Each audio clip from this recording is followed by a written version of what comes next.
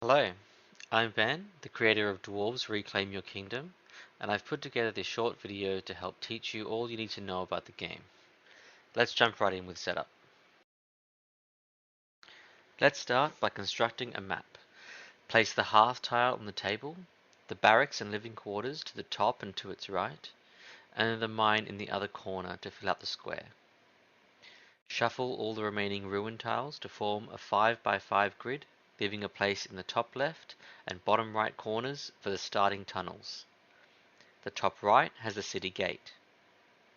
Each player should select a color and take all the dice and meeple of that color. Place your meeple on the hearth and start the game with 2d4, 1d6, and 1d8. If you're playing with one or two players, start the game with an additional d6. Put the rest of your dice aside, you'll earn those throughout the game.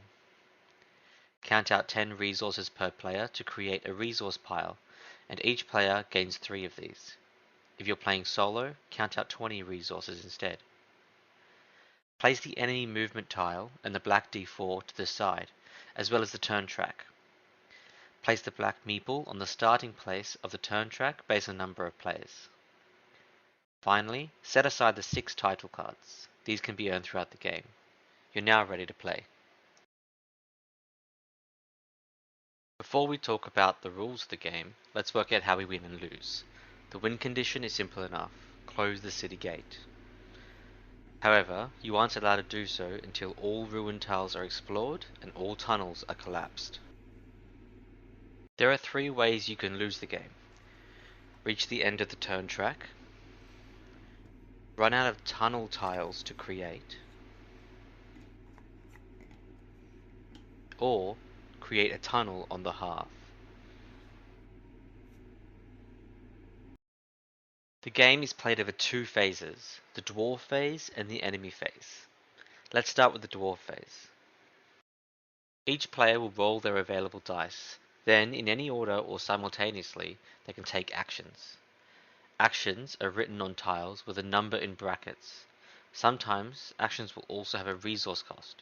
For example, the barracks has an action Train Warrior, which uses a die which rolled 3 or higher.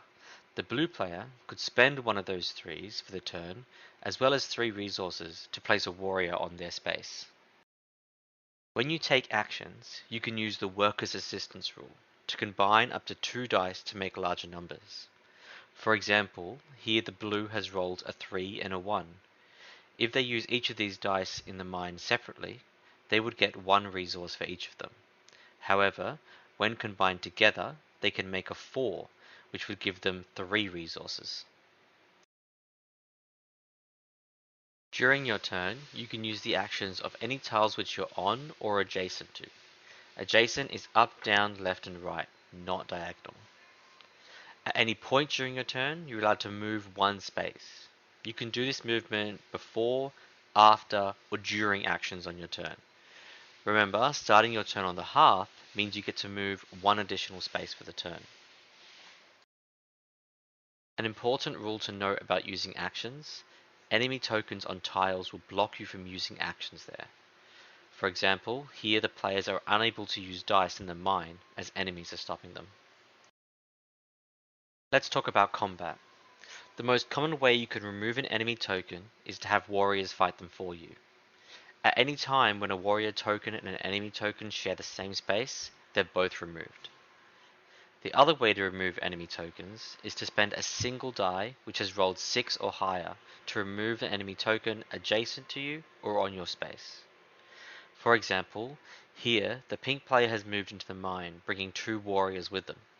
The 2 warriors will fight off the 2 enemy tokens, and they will use the 8 die to remove the final one, allowing them to use the mine once more. If you ever share a space with an enemy token and you aren't able to deal with it, then you're wounded. When you're wounded, remove your meeple from the map and progress the turn track by 1. Now you must skip the next Dwarf Phase. After you've skipped a Dwarf Phase, you'll return at the start of the next one, to the hearth, ready to go again. If under dire circumstances you can't be placed at the hearth because enemies are currently on its space, you must skip additional turns until it's safe to return. Once all players have taken their actions and used all their dice, you can move on to the enemy phase. At the start of the enemy phase, you'll first check to see if the enemies will create any tunnels. To do this, if there are 6 or more enemies on a revealed tile, destroy it and replace it with a tunnel tile. Enemies will never destroy the city gate, ruins, or other tunnels, whichever side they're on. Once you've checked for tunnels, the enemies will now move. Roll the enemy die and move all enemies on the board in that direction. If they're already as far in that direction they can go, they bounce back the other way.